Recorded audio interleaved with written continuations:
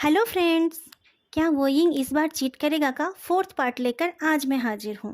उम्मीद है आप लोगों को ये पार्ट अच्छी लगेगी और अगर स्टोरी अच्छी लगी तो लाइक और कमेंट करना मत भूलना और नेक्स्ट पार्ट सुनने के लिए चैनल को सब्सक्राइब करना भी मत भूलना। जुए यांग को ऑफर लेटर मिलते ही उसने अपनी प्रेजेंट कंपनी में रेजिग्नेशन लेटर भेज दी। 1 महीने के वार्निंग पीरियड के बाद वो क्लाउड फार्मास्यूटिकल में ज्वाइन करेगा। क्लाउड फार्मास्यूटिकल ज़्यादा पुरानी कंपनी नहीं है, लेकिन उस कंपनी ने कम समय में ही अपनी क्वालिटी और रीज़नेबल प्राइस के वजह से काफ़ी नाम कमा लिया है। जुए वेंग ने सुना है कि वहाँ स्टाफ को अच्छी सैलरी के साथ अच्छा व्यवहार भी मिलता है। सैलरी तो सच में अच्छी है, बाकी चीज़ वहाँ जाकर ही पता चलेगा। 1 महीने में वो क्लाउड फार्मास्यूटिकल में ज्वाइन करेगा सोच के ही वो खुश हो जाता है। उसे और भी ज़्यादा खुशी इस बात की है कि वहाँ वही वक्सन भी है। पर एक बात उसको समझ नहीं आई, इतने कम समय में वुक्सियन प्लांट मैनेजर कैसे बन गया? क्या वो खुद उस प्लांट को संभाल रहा है या फिर कोई और उसे मदद करता है? और क्या वुक्सियन ने उसके हस्बैंड से डिवोर्स ले ली थी? ऐसे बहुत सारे और बातें हैं जो वो जानना चाहता था। जुए यांग बी सिटी शिफ्ट होने की तैयारी में लग जाता है। जियान जियान और चियान चियान टीवी पे कोई फेयरी टेल देख रहे थे। स्टोरी के एंड में हीरो और हीरोइन की शादी हो जाती है। दोनों आंखें बड़े बड़े करके वो शादी देखते हैं। चियान चियान बोलता है, प्रिंस तो प्रिंसेस को ऐसे देख रहा है जैसे डैडी पापा को देखते हैं। जियान जियान गर्दन हिला के हाँ बोलता है, और देखो पापा भी इस प्रिंसेस की तरह ही शर्माते हैं। इस बार चियान चियान गर्दन हिलाता है, उनकी भी तो शादी हुई थी, उनकी शादी की भी कोई कहानी होगी। जियान जियान बोलता है, उस दिन पापा ने कहा कि वो डैडी से डर गए थे, चलो उनसे पूछते हैं वो दोनों कैसे मिले थे। संडे का दिन था। वही वुक्सन और लान वांगजी स्टडी रूम में बैठकर बिजनेस के बारे में डिस्कस कर रहे थे। दोनों बच्चे उनको अपने सवालों से परेशान करने के लिए पहुंच जाते हैं और उनके ऊपर चढ़ जाते हैं। क्या तुम लोगों ने टीवी बंद किया है? वही वुक्सन उन्हें डिस्ट्रैक्ट करने के लिए पूछता है। कर दिया है पापा, और टॉयज भी रख दिया है, जियान जियान बोलता है।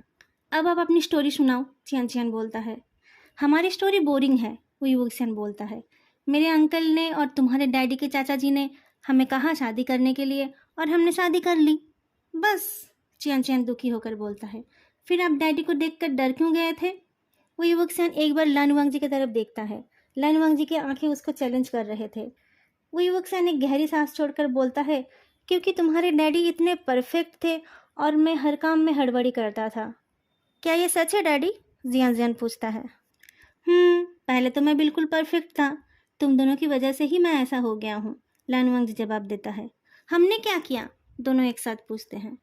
तुम दोनों ने अपने क्यूटनेस से मुझे बिगाड़ दिया है, लन वांगजी अपने बच्चों को गुदगुदी करते हुए बोलता है। दोनों बच्चे हंस हंस कर लोटपोट हो जाते हैं। वो युवकसेन बुक शेल्फ से एक किताब निकालकर छोटे से सोफे पर जाकर बैठ जाता है। कहानी सुनोगे? वो कहता है। बच्चे दौड़ के उसके पास चले जाते हैं और दोनों साइड से उसके ऊपर चिपक जाते हैं। वो युवकसेन किताब पढ़ना शुरू करता है। उसके स्लीपर्स इधर उधर पड़े थे। बच्चों ने भी अपने स्लीपर्स फेंक दी थी। लन वांगजी उनको देखकर मन ही मन खुश होता है, पर ये खुशियाँ उसको आसानी से नहीं मिले थे।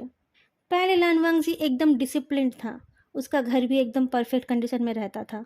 वो युवकसेन भी कोशिश करता था सब कुछ उसके हिसाब से रखने की, लेकिन शादी के 1 साल पूरे होते होते उसे पता चल गया था कि बाहरी चीज़ों को परफेक्ट रखते रखते उसका मन का हाल बुरा था।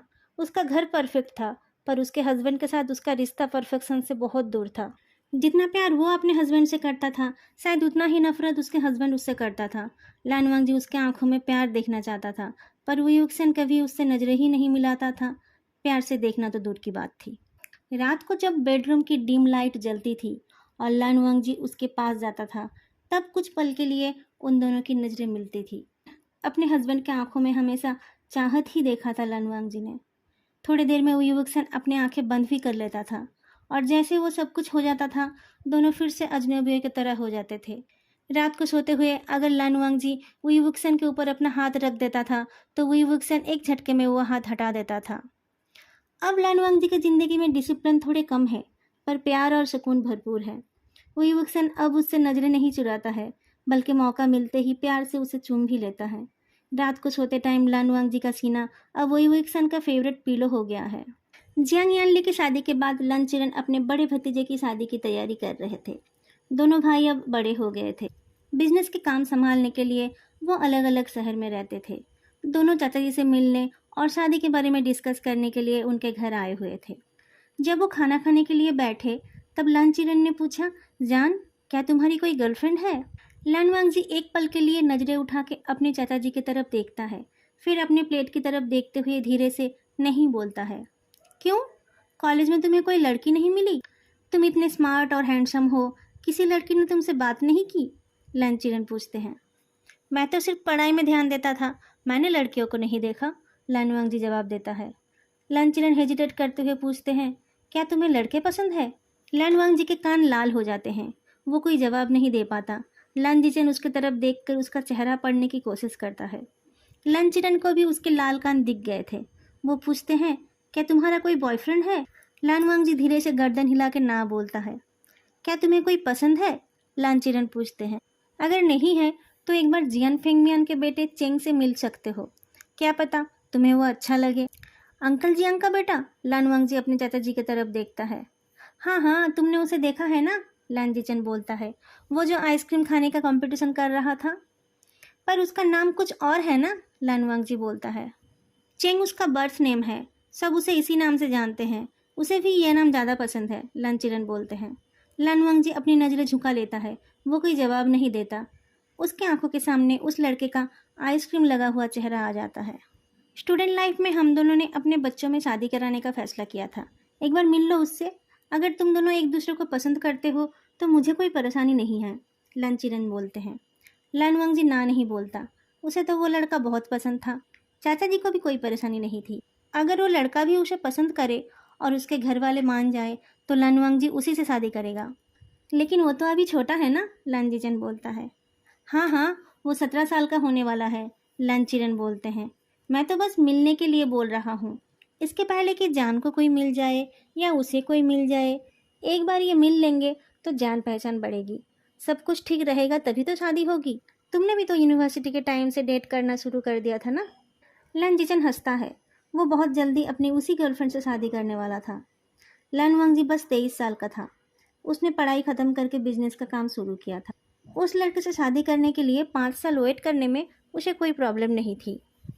रात को बिस्तर में लेटे लेटे लानवांगजी उसके बारे में सोचता रहता है। जब वो लड़का अंकल जियांग से बात कर रहा था तभी लानवांगजी वहाँ पहुँचा था। उस टाइम उसका चेहरा लानवांगजी को नहीं दिखा था, पर जब वो लड़का जल्दीबाजी में उससे टकरा गया था और नज़रें उठा के देखा था तब लानवांगजी का दिमाग ब्लैंक हो गया था। शायद इसी को कहते हैं किसी को देखकर होश खो देना। वो लड़का उससे सॉरी बोल रहा था, ये बात उसको बहुत देर में समझ आई थी। उस लड़के को देखने के बाद लानवांगजी को पहली बार प्यार का मतलब समझ आया था। उस दिन से पहले उसको कभी किसी लव सॉन्ग का मतलब नहीं समझ आया था, ना ही उसे लव स्टोरीज पसंद थे। उसे लगता था वो सब बकवास चीज़ें हैं जिससे लोगों का बस टाइम वेस्ट होता है। लानचीरन और लानजीचन दोनों को लगा कि लानवांगजी को वो लड़का पसंद है। उधर जियांग चिंग भी अपने पापा के कहने पर लानचीरन के भतीजे से मिलने के लिए तैयार हो गया था। जल्द ही उन दोनों के लिए डेट अरेंज कर दिया गया और वो मिलने चले गए। टेबल मिस्टर लानवांगजी और मिस्टर जियांग चेंग के नाम से बुक था। हमेशा राइट टाइम पर पहुंचने वाला लानवांगजी पहली बार बिफोर टाइम पहुंच गया था। वो चेंग से मिलने के लिए बेचैन था, पर जो लड़का उससे मिलने आया वो लड़का नहीं था। मैं मिस्टर लान से मिलने आया हूँ, जियान चेंग बोलता है। मैं लानवांगजी हूँ, पर आप कौन हैं? लानवांगजी पूछता है। मैं जियान चेंग, मिस्टर जियांग फेंगमियान का बेटा, जियान चेंग बोलता है। क्या आपसे ही मेरी शादी की बात हो रही है? ऐसा ही तो लग रहा है, लानवांगजी बोलता है। आपका एक और भाई है ना?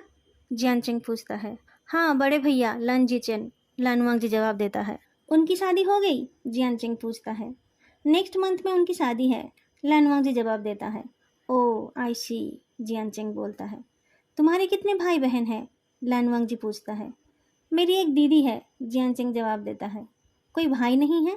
लानवांगजी बड़ी उम्मीद के साथ पूछता है ना? वही वुक्सेन मेरा भाई ही तो है, जियान चेंग हंसकर बोलता है। वही वुक्सेन? लानवांगजी पूछता है। मैंने और दीदी ने उसे हमेशा अपना भाई ही समझा है, मम्मी पापा ने भी कभी उसे अलग ट्रीट नहीं किया, जियान चेंग बोलता है। उसके मम्मी पापा कौन है? लानवांगजी पूछता है। आपको नहीं पता? जियान चेंग आंखें घुमाकर बोलता है। उसकी मम्मी मेरे पापा और आपके पापा की फ्रेंड थी। लानवांगजी को पता नहीं था, उसने कभी भी किसी और के बारे में कोई इंटरेस्ट नहीं ली थी। कहाँ रहते हैं वो लोग? लानवांगजी पूछता है। वुक्सियान तो हमारे साथ ही रहता है, जब हम बहुत छोटे से तब से। उसके पेरेंट्स की डेथ हो गई थी ना। थोड़ी देर के लिए दोनों चुपचाप बैठे रहते हैं। लानवांगजी तो वुक्सियान के लिए आया था, वो शादी करेगा तो उसी से करेगा। जियन चिंग भी लन जिचन के लिए आया था। उसे पता नहीं था कि जिचन की शादी पहले ही तय हो गई थी। दोस्तों, अगर आपको आज की ये पार्ट अच्छी लगी तो वीडियो को लाइक करना मत भूलना। फिर मिलेंगे अगले वीडियो में। तब तक के लिए बाय।